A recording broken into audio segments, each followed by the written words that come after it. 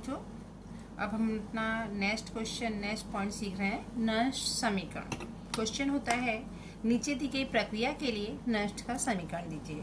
तो नष्ट के समीकरण की पहले तो जरूरत क्यों पड़ी? तो अभी तक हमने जितनी प्रक्रिया देखी, आपने इसमें देखो एक्वियस लिखा है, लेकिन अभी तक जितनी प्रक्रिया देखी उसमें था कि 1 मोलर।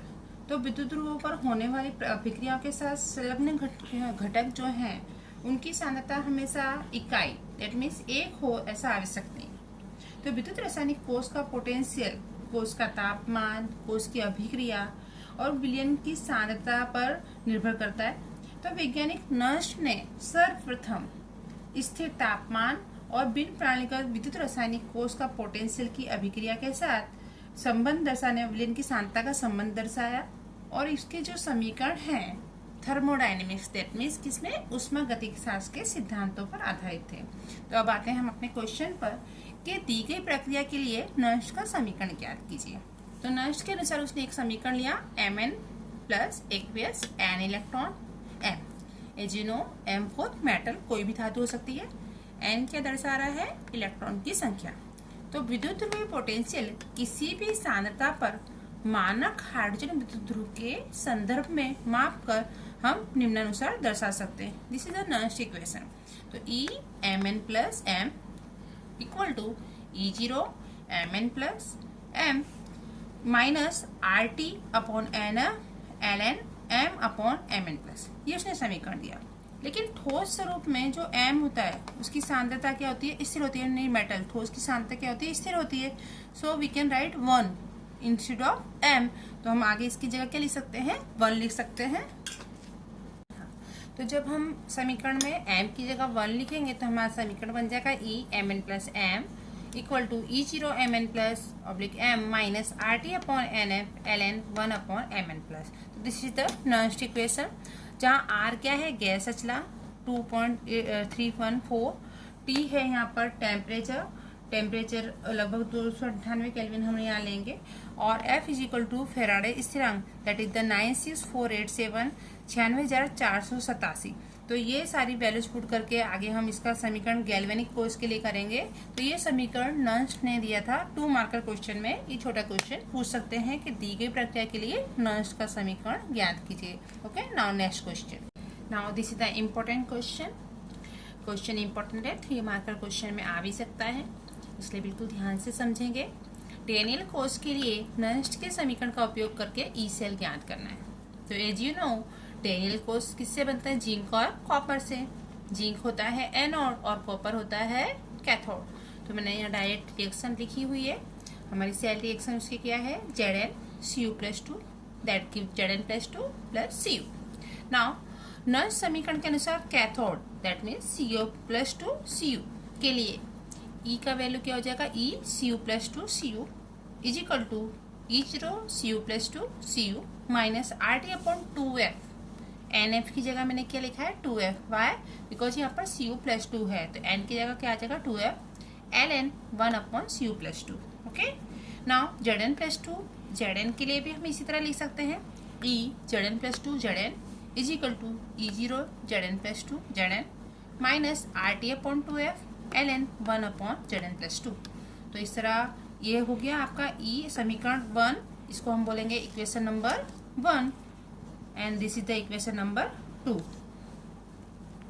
चलिए, तो सेल विभव E cell is equal to E0 cathode minus E N ये होता है। तो E सेल में Cu+2 Cu minus E Zn+2 Zn।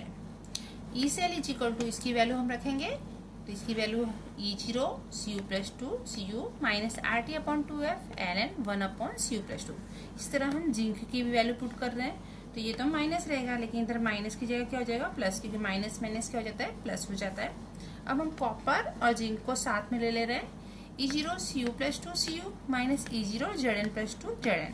और यहाँ पीछे जो RTF वाले हैं ये पॉइंट्स आप वैसे के वैसे उतार देते हैं आगे।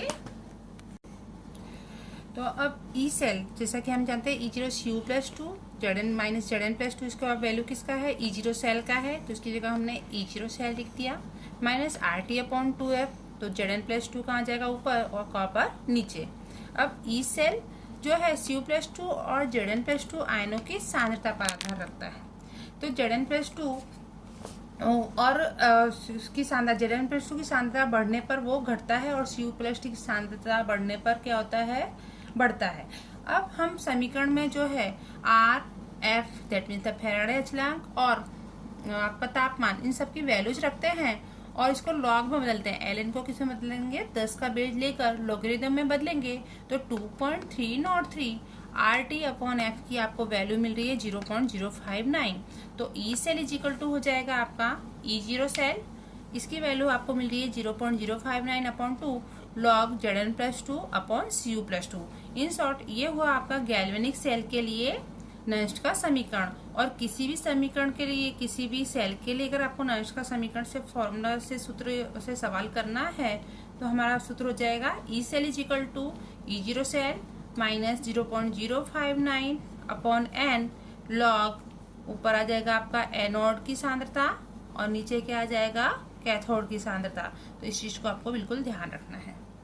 जैसा कि हमने गैल्वेनिक कोर्स में देखा कि जिंक और कॉपर दोनों में कितने इलेक्ट्रॉन थे, 2 इलेक्ट्रॉन थे।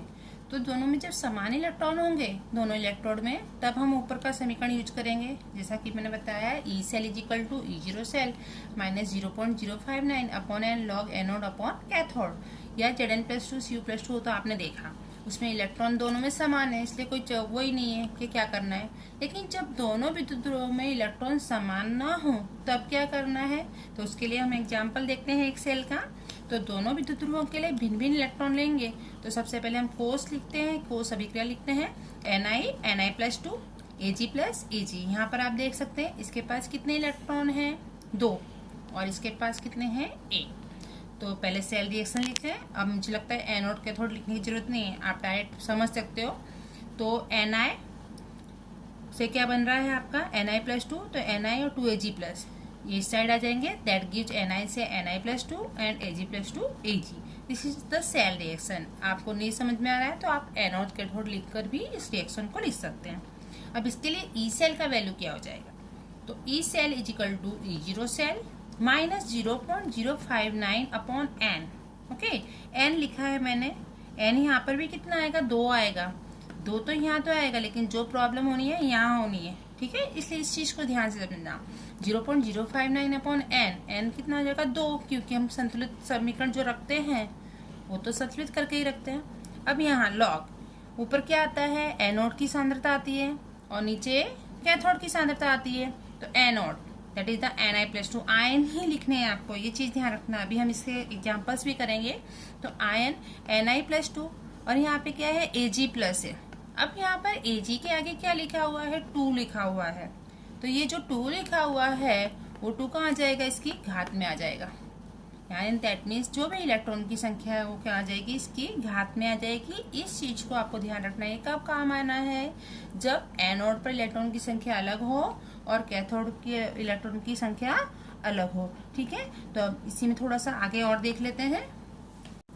विद्युत रासायनिक अभिक्रिया का हम सामान्य समीकरण इस प्रकार लिख सकते हैं, A plus BB an electron CC DD, जहाँ A B C D ये क्या बताते हैं, मोल संख्या बताते हैं। आपने 11th में ऐसा देखा होगा। तो इसके लिए ई सेल इजिकल टू हम लिख सकते हैं E0 cell minus RT upon NF ln K, जहाँ K क्या है, समानुपाती स्थिरांक। तो you can write E0 cell minus RT upon NF ln C की घात C, D की घात D अपॉन A की घात A, B की घात B, उत्पादों की सांद्रता बटे प्रक्रियकों की सांद्रता। इसको हम क्या कहते हैं, साम्यस्थिरांक। तो इस तरह का उपयोग करके भी हम नर्स के समीकरण का उपयोग करके साम्यस्थिरांक की वैल्यू भी निकाल सकते हैं। अब इसी को हम डेनियल कोर्स की मदद से भी सीखेंगे आगे। चलिए ओके, चलिए अब नेक्स्ट क्वेश्चन है डेनियल कोर्स के लिए साम्यस्थिरांक Kc का सूत्र प्राप्त कीजिए। Kc आप सीख चुके हैं ना 11th में, अभी मैंने बताया उत्पादों की सांद्रता बटे प्रक्रियकों की सांद्रता। और साम्य कब स्थापित होता है, जब दोनों की सांद्रता, उत्पाद और प्रक्रियकों की सांद्रता क्या हो जाती है, समान हो जाती है। तो जैसा कि हम जानते हैं डेनियल कोर्स के लिए हमारा सामान्य समीकरण है zinc plus Cu+2 that is give Zn+2 Cu। तो जैसे से प्रक्रिया चालू होने पर समय गुजरता है तो जिंक आयनों की सांद्रता बढ़ती जाती है, ये हमने स्टार्टिंग में इस चैप्टर में देखा था, जबकि कॉपर आयनों की सांद्रता घटती जाती है। और इसी समय सेल की वोल्टता, जिसे हम वोल्ट मीटर द्वारा पढ़ते हैं, क्या होती है, घटती जाती है। कुछ समय बाद Cu+2 एवं Zn+2 आयनों की सांद्रता स्थिर हो जाती है एवं वोल्ट मीटर क्या दर्शाएगा, आपको शून्य दर्शाएगा। और ये इंगित करता है कि अभिक्रिया में साम्य स्थापित हो चुका है।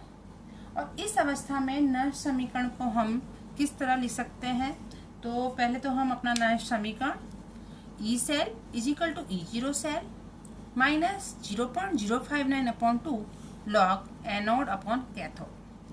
जब साम्य स्थापित होगा तो ई सेल का वैल्यू क्या हो जाएगा, 0.00 वोल्ट, जैसा कि वोल्ट मीटर में दिखाते हैं। अब साम्य कब स्थापित होता है, जब दोनों की सांद्रता समान होती है। That means Zn+2 upon Cu+2 आप क्या ले लोगे, Kc, उत्पादों की सांद्रता अपॉन प्रक्रियकों की सांद्रता anode upon cathode equal to Kc। तो अब हम लिख सकते हैं यहाँ पे इसको E0 cell is equal to E cell का वैल्यू तो 0 हो गया, इक्वल टू 0.059/2 और लॉग क्या आ जाएगा आपका इसकी जगह Kc। अब आगे, अब डेनियल कोर्स के लिए E0 सेल का मान होता है 1.1 वोल्ट। इसका एग्जाम्पल भी हमने आगे किया हुआ है, आपको ध्यान हो तो।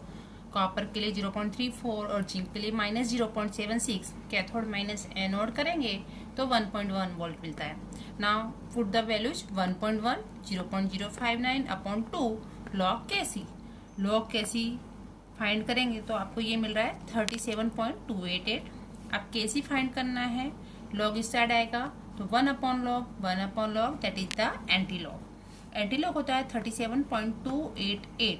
अब आपको एंटीलॉग देखना है, हमको पता है पॉइंट के बाद की संख्या का देखते हैं। तो 28 का 8 पे आप देखेंगे एंटीलॉग तो मिलेगा आपको 1941 0 पॉइंट। यहाँ से ये जो 37 कहाँ चला जाएगा, 10 की घात पे, और यहाँ पर हम एक अंक के बाद दशमलव रख देंगे तो that is 1.941 and you can right 2 × 10⁻37 this the value of Kc। तो इस तरह हम को क्या मिल गया है, डेनियल कोर्स के लिए साम्य स्थिरांक। इस तरह हम आगे नेक्स्ट लेक्चर में डेनियल कोर्स के साम्य स्थिरांक या अन्य कोर्स के साम्य स्थिरांक और E0 सेल नष्ट समीकरण का उपयोग करके ज्ञात करेंगे। नेक्स्ट वीडियो में मिलते हैं, तब तक इन थ्योरियों की प्रैक्टिस करिए।